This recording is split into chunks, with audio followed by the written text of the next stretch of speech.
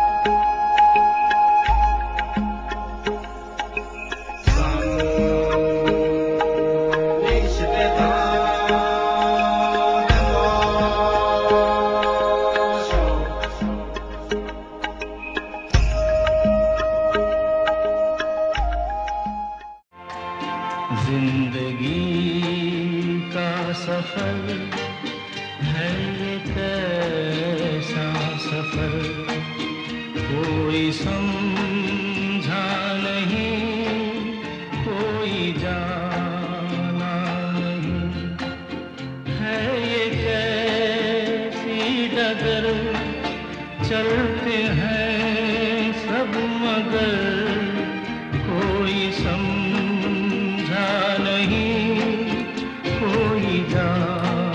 सच ही तो है, जिंदगी के सफर में इंसान केवल भागता जा रहा है। हर कोई अपने से आगे चल रहे इंसान को केवल पीछे छोड़ देने में लगा हुआ है। भाग दौड़ भरी जिंदगी में इंसान ने इंसानियत के मायने ही बदल कर रख दिए हैं। संवेदनाएं लगभग मर चुकी हैं। भौतिक संसाधनों के आदी हो चुके इंसानों को नहीं पता वो क्या खोते जा रहे हैं। जो हमारा अतीत है, जिस धरा का इतिहास धरती की कोख में समा चुका है, उन सब से कम ही इंसानों को आज मतलब होगा। हमको इतिहास और वो सब कुछ जानने की लालसा हर वक्त सताई जाती है, जो अब अतीत के पन्नों में सिमट कर कहीं खोता जा रहा है। यात्रा के जरिए हम आपको उन्हीं पन्नों को पलट कर बताते हैं जो कभी हमारा गौरव हुआ करता था, या ये कहें कि हम इंसानों की सदियों पुरानी पीढ़ियों को उन सब से सरोकार था। आज की यात्रा की मंजिल कंचन पहाड़ है। हम कोरबा से 43 किलोमीटर का सफर तय कर कंचन पहाड़ पहुंचेंगे।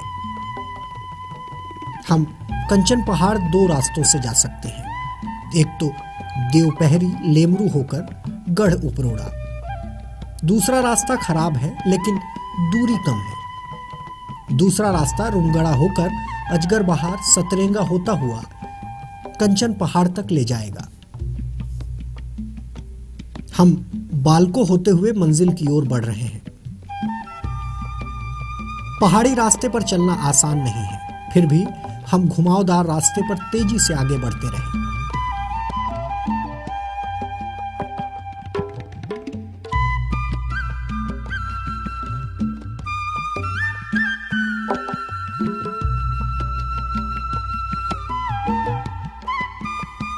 रास्ते में कई जगह भगवानों के छोटे बड़े मंदिर वीरान सड़क पर राहगीरों की हिम्मत बंधाने का काम करते हैं।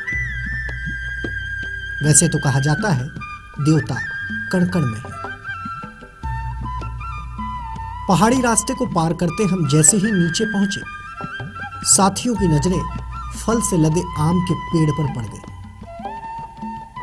बस क्या था, सबकी सहमति पर रुकने की मजबूरी थी, क्योंकि मंजिल का सही पता तो साथियों को ही था। हम रुक गए उसके बाद क्या हुआ आप देख ही रहे हैं।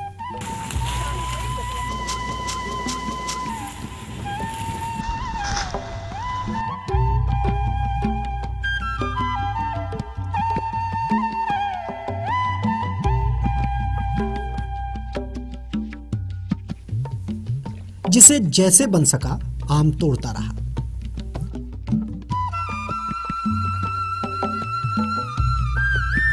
कुछ देर बाद जी भर गया तो आगे बढ़ गए।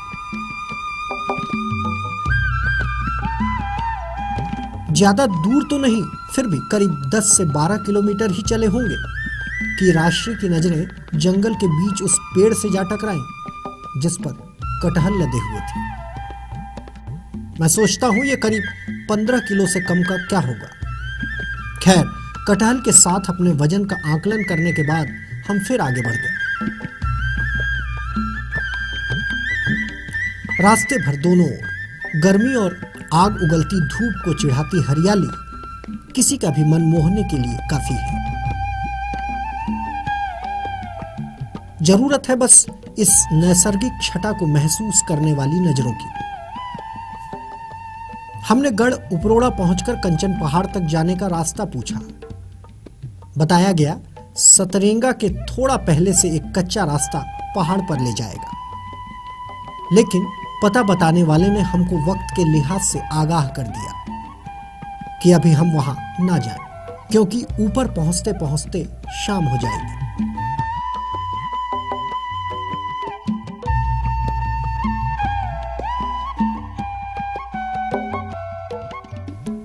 हमने घड़ी की ओर देखा तो करीब 3:15 बजे थे। साथियों की राय पर हम बिन मंजिल तक गए, वापस कोरबा आ गए। लेकिन दूसरे ही दिन हम दूसरे रास्ते यानी रुमगरा होते हुए मंजिल की ओर फिर निकल पड़े। हमने पास के गांव से एक व्यक्ति को लिया जो हमें उस जगह तक लेकर पहुंचेगा।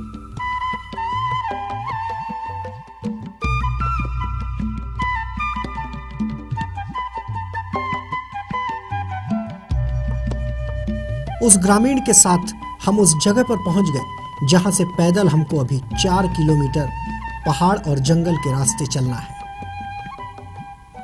हमने गाड़ी को जंगल में छोड़ दिया और पैदल पहाड़ की ओर बढ़ चले। धूप का एहसास और सूरज की तपिश का अंदाजा पैदल चलते वक्त हुआ। करीब करीब 46 डिग्री तापमान में हम आगे बढ़ रहे हैं। जंगल के रास्ते पत्थरों को रौंदते हम आगे बढ़ते रहे। तभी दो साथियों की हिम्मत ने धूप की चिलचिलाहट के आगे जवाब दे दिया। वो रास्ते में ही रुक गए। मैं अपने कैमरा सहयोगी मनहरन के साथ उस ग्रामीण के पीछे पीछे चलता रहा जिसे मंजिल की सही जानकारी है।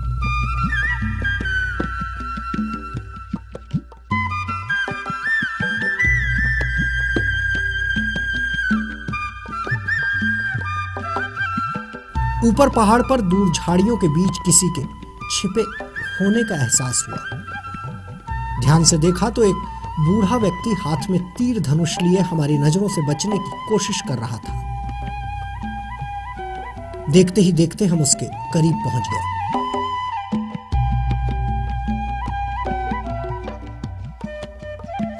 डरा सहमा वो बुजुर्ग एक और जहां मौसम के सख्त तेवर को चिढ़ा रहा था, वहीं सरकार के विकास कार्यों की हकीकत उसके तन के तंग कपड़े बयां कर रहे थे।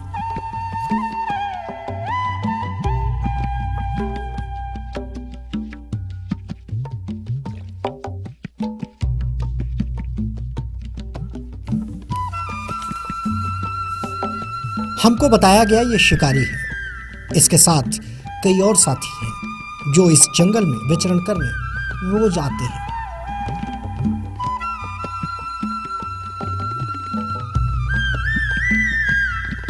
यहाँ पास ही में एक गुफा है जहाँ भालुओं का डेरा है जो इस वक्त गर्मी से बचने के लिए वहाँ छिपे बैठे हैं।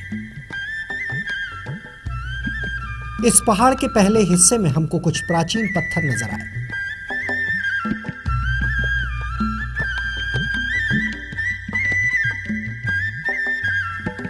गांव के सहयोगी ने बताया ये जाता और सूपा दौरी है। बताते हैं सदियों पहले यहां इंसान रहा करते थे। ये अवशेष मात्र उसकी निशानी है। कहते तो ये भी है कि ये प्राचीन मूर्तियां और पत्थर कलचुरी कालीन है। हालांकि पुख्ता प्रमाण आज भी पुरातत्व विभाग के पास नहीं है। इन पत्थरों में आज भी इतिहास सिमटा हुआ है। ये पत्थर आज भी बीते जमाने की सभ्यता का प्रमाण है। हम यहां से काफी कुछ जानकर, देखकर पहाड़ के उस हिस्से की ओर बढ़ गए जहां पुराने मकानों के अवशेष हैं। तपती चट्टानें, गर्म हवाओं के बीच अभी सैकड़ों मीटर ऊपर चढ़ना है। रास्ता नहीं है, फिर भी मैंने सोचा मंजिलें क्या है, रास्ते क्या है, हौसला हो तो फासला क्या है। ये पहाड़ बिन रास्ते चढ़ना किसी हौसले से कम भी तो नहीं है। मंजिलें क्या है, रास्ता क्या है, हौसला हो तो फासला क्या है, हौसला हो तो फासला क्या है, मंजिलें क्या है, रास्ता क्या है। कोशिश की और पेड़ पकड़कर कुछ ऊपर पहुंच गए, मगर पैर फिसल गए तो यकीन मानिए कुछ लोगों को राम नाम सत्य कहने का मौका जरूर मिल जाएगा।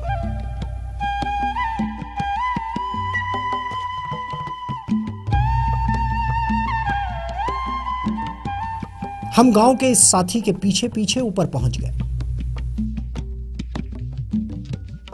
इस बीच चट्टानों पर की गई कलाकारी और कई आला एक बार फिर बीते जमाने की कहानी दोहराते रहे।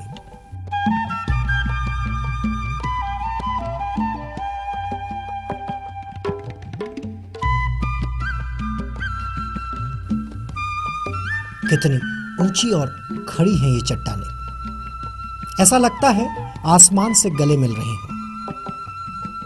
ऊपर पहुंचे तो रास्ते भर की कठिनाइयों ने पीछा छोड़ दिया। दूर तक पठारी मैदान, पथरीली चट्टान पर पेड़ों की हरियाली और जंगली फूलों की मादकता भरी खुशबू जैसे हमारा स्वागत कर रही है।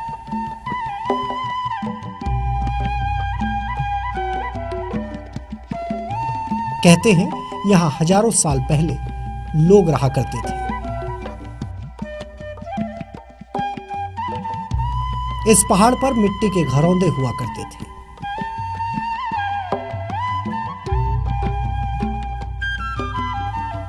ऊंचाई से निकला लोगों का शोर पहाड़ के नीचे तक सुनाई पड़ा करता था। कुछ अवशेष अब भी यहां हैं, जैसे मिट्टी के बर्तनों के टुकड़े, कुछ ऐसे पत्थर जो उन लोगों की दैनिक जरूरतों को पूरा करने के काम आया करते थे। जैसे इस पत्थर के बारे में हमको गांव के आदमी ने बताया, इसमें धान को कूटकर चावल बनाया जाता था। कुछ ऐसे पत्थर जिनकी कभी भगवान मानकर पूजा की जाती रही होगी।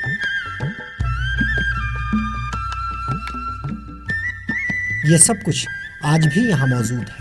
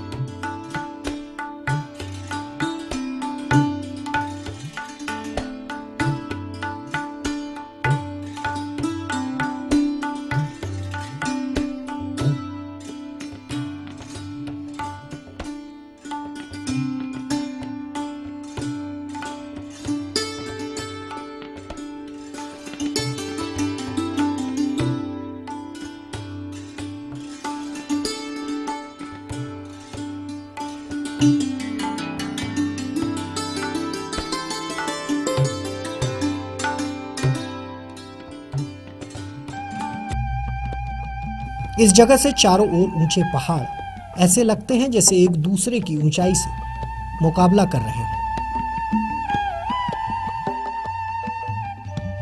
ऊंचाई से दूर एक बस्ती दिखाई पड़ती है जो हजारों मीटर नीचे है। यहां से हर पहाड़ की खूबसूरती देखते ही बनती है। हर पहाड़ की बनावट में फर्क दिखता है, मगर नजाकत चारों ओर एक सी है।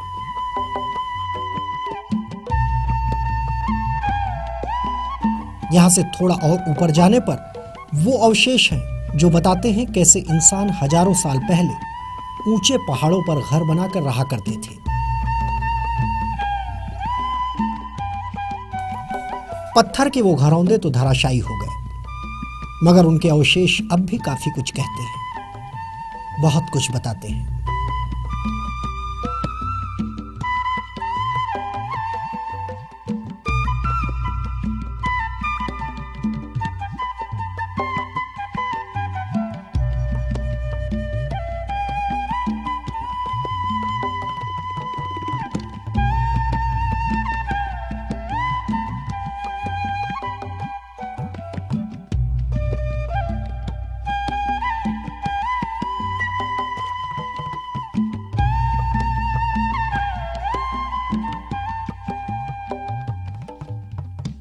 ये नज़ारा देखकर आप भी समझ सकते हैं कि बरसों पहले यहाँ कितने घर हुआ करते थे।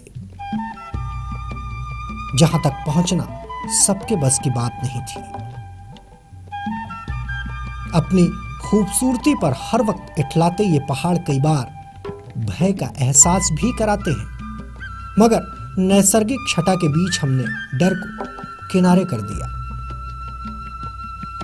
हाँ, जब ग्रामीण साथी ने यह बताया था कि भालू यहां बहुत है, उस वक्त थोड़ी सी घबराहट जरूर हुई थी, मगर इस नजारे ने सारी घबराहट को दूर ही नहीं किया, बल्कि ये सोचने पर मजबूर भी कर दिया कि लोग व्यर्थ ही में यहां वहां सैर सपाटे के लिए भटकते हैं। कितना कुछ छिपा है कोरबा के गर्भ में, कितना कुछ है जिसे बताकर आने वाली पीढ़ियों को कोरबा के अतीत से वाकिफ करवाया जा सकता है। फिर सोचता हूं, वक्त किसके पास है जो इतिहास जाने, पुराने गौरव से वाकिफ हो। भौतिक संसाधनों की चादर से लिपटी आज की जिंदगानियों को इन फिजाओं की खुशबू का एहसास नहीं हो सकता। ये सब सोचते सोचते हम नीचे उतरते रहे।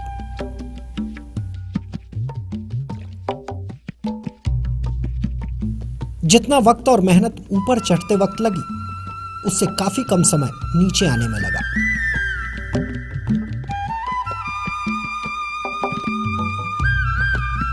चलते चलते हम फिर अपनी गाड़ी के पास आ गए।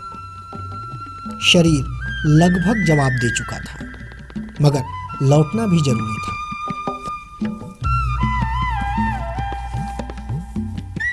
हम वापस कोरबा के लिए निकल पड़े हैं। गाड़ी में रखे आम और कटहल की खुशबू बार बार इस मिरर की ओर ध्यान ले जाती है, जहां कुछ आम को हमने टांग रखा है। जंगल के रास्ते वापसी का सफर और भी सुहाना था, क्योंकि ढलते सूरज की आंख मिचौली ऊंचे पेड़ों के बीच लगातार जारी थी।